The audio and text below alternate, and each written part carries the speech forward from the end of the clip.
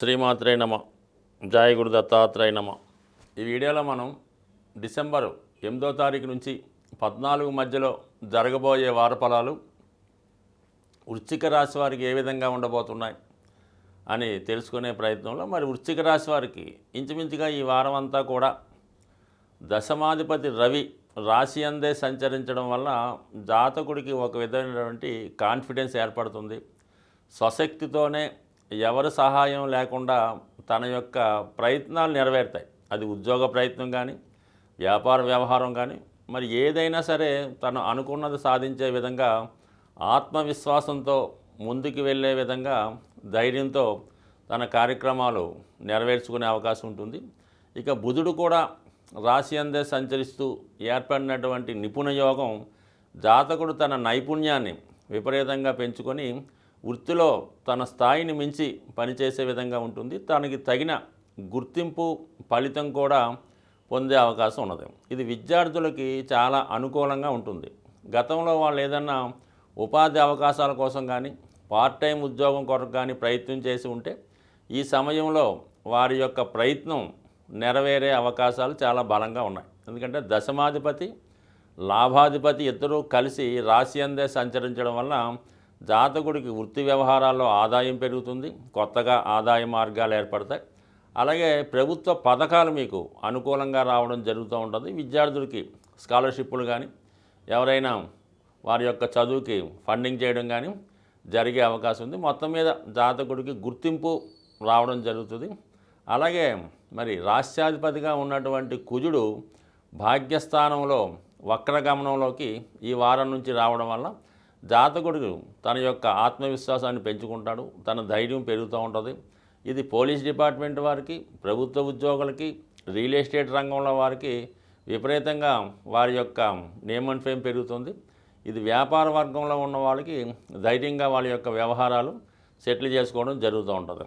ఎవరైతే స్థిరాస్తి అమ్ముదామని కానీ కొనుక్కుందామని అనుకున్న వాళ్ళు, గతంలో ప్రయత్నం చేసి ఆగిపోయి ఉన్నవాళ్ళు ఈ సమయంలో ప్రయత్నం చేయడం వల్ల మీ దగ్గర ఉన్నటువంటి స్థిరాస్తి గతంలో మీరు అనుకున్న దానికన్నా ఎక్కువ ధరకి అమ్మే విధంగా ఈ గ్రహస్థితి మీకు అనుకూలించే అవకాశం ఉంది. ఏదన్నా మీరు ధైర్యంగా ముందుకెళ్తే ఆ ప్రయత్నం మీకు ధైర్యంగా నెరవేరే అవకాశం ఉన్నది. ఇక 3వ స్థానంలో ఉన్నటువంటి శుక్రగ్రహ స్థితి, సప్తమంలో ఉన్నటువంటి గురుగ్రహ వక్రగమనం జాతకుడికి వివాహ ప్రయత్నాలు ఫలించే అవకాశం ఉంది. మీకు బాగా తెలిసినటువంటి స్నేహితులు బంధువర్గంలో ఉన్నటువంటి అమ్మాయి కానీ అబ్బాయి కానీ సెటిల్ అయి వివాహానికి ఒక తేదీ కూడా ఈ వారంలో ఫిక్స్ చేసుకునే విధంగా ఈ గ్రహస్థితి అనుకూలంగా ఉన్నది.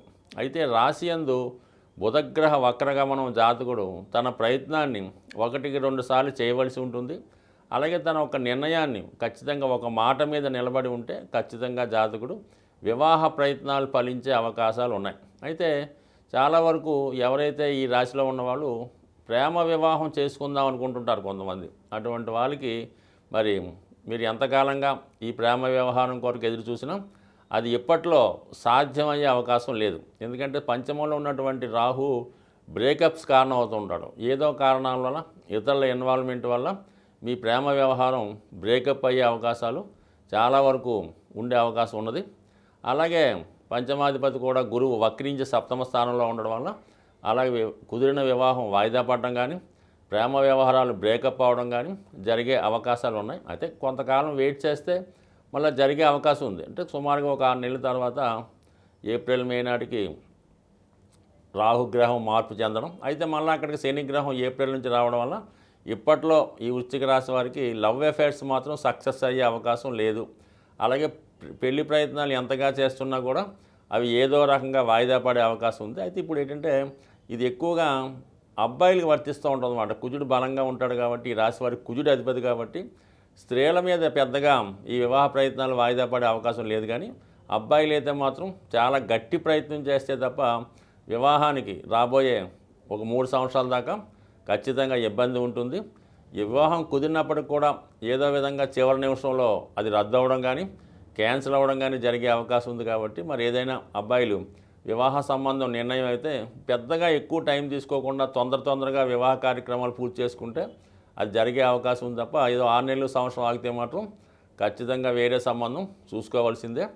ఇది ఈ విషయంలో మాత్రం కొద్దిగా జాగ్రత్త వహించడం మంచిది. బట్ ఏదైనా ఈ వృశ్చిక రాశి వారికి ఈ వారంలో మాత్రం చాలా రవి రాశి ఉండడం వల్ల ఖచ్చితంగా అదృష్టం ఉంటుంది. భాగ్యస్థానంలో కుజుడు వక్రగమనం పొందడం వల్ల గతంలో మీరు చేస్తున్నటువంటి వివాహ ప్రయత్నాలు కానీ, విదేశ ప్రయత్నాలు కానీ, పుణ్యక్షేత్రాలు దర్శిద్దామనే మీ ఆలోచన కానీ మళ్ళీ ఇంకొకసారి ప్రయత్నం చేయడం వల్ల నెరవేరే అవకాశం ఉంది. బట్ ఏదైనా మరి జాతకుడికి మిత్రుల సహకారం చాలా ఎక్కువగా ఉంటుంది. అది కూడా స్త్రీల మీకు అంటే మీతో పాటు చిన్నప్పుడు కలిసి చదువుకున్నటువంటి స్త్రీలు కానీ, మీ యొక్క తోడబుట్టినటువంటి మీ యొక్క చెల్లెళ్ళు అక్కగారు కానీ మీ యొక్క పెళ్ళికి కానీ విదేశ ప్రయత్నానికి కానీ సహకరించే అవకాశం ఉంది. బట్ ఏదైనా మీరు ప్రయత్నం చేసే ముందు ఒక్కసారి మీ యొక్క తోడబుట్టిన వారిని సిస్టర్స్ని సంప్రదిస్తే వారి సలహా ప్రకారం ముందుకెళ్తే మీ పని విజయవంతంగా పూర్తయ్యే అవకాశం ఉంది. లాభస్థానంలో ఉన్నటువంటి కేతువు దైవానుగ్రహం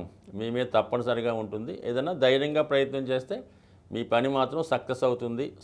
ఈ వారం గ్రహస్థితి పరిశీలించినప్పుడు ఈ వార ప్రారంభంలోనే కుజగ్రహ వక్రగమనం, అలాగే బుధ గురుగ్రహాలు అంటే 3 గ్రహాలు వక్రగమనంలో పొందడం వల్ల, అలాగే నిరంతరం వక్రగమనంలో ప్రయాణించే రాహుకేతువులు అంటే మొత్తం మనకి 9 గ్రహాల్లో 5 గ్రహాలు వక్రగమనంలో ప్రయాణించడం వల్ల జాతకుడు ఏ పని ప్రారంభించినా కూడా ఆ పని 1-2 సార్లు చేస్తే తప్ప పూర్తయ్యే అవకాశాలు చాలా తక్కువగా ఉంటాయి. కాబట్టి ఏదైనా నిరాశ చెందకుండా ప్రయత్నం చేయడం మంచిది. బుధుడు వక్రగమనం వల్ల విద్యార్థులు చదువుపైన దృష్టి కాకుండా ఇతర విషయాల మీద దృష్టి పెట్టకుండా చదువు మీద దృష్టి పెడితే మంచిది.